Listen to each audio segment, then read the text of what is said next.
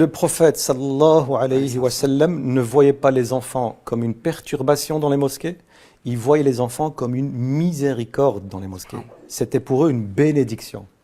Une mosquée sans enfants, c'est une mosquée sans âme. Une mosquée sans enfants, c'est une mosquée qui est vouée à mourir. Parce que les enfants de la mosquée, c'est eux la relève.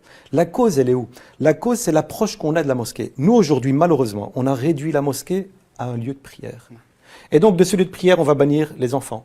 On va bannir les femmes, nos sœurs, nos mères, nos filles.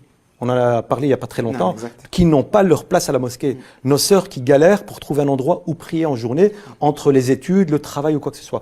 On a banni des mosquées les personnes à mobilité réduite. On ne sait pas les accueillir parce qu'on ne pense pas à eux. Alors qu'à l'époque du prophète sallallahu alayhi wa sallam, la mosquée c'est un centre de vie. La mosquée c'est un centre éducationnel. La mosquée c'est un centre de transmission. La mosquée c'était l'endroit où on plantait l'amour d'Allah dans le cœur de nos enfants.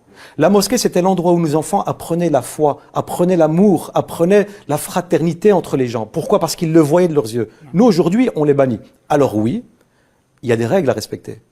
Les enfants ont toute leur place dans la mosquée, laquelle les adultes, ceux qui ont charge d'âme sur ces enfants, on doit les éduquer. Bien sûr. On doit les éduquer à avoir une certaine attitude, un comportement. Dans la mosquée, il y a des moments où tu peux t'amuser, tu peux jouer un foot, tu peux faire ce que tu veux, mais il y a des moments où on respecte, surtout le moment où on prie, surtout le moment où on a des musulmans qui sont en train de réciter le Coran ou quoi que ce soit. Et donc l'enfant, au lieu de le bannir, on l'éduque. On lui apprend qu'il y a des moments pour jouer, et puis des moments beaucoup plus sérieux. Et ça va lui servir durant toute sa vie.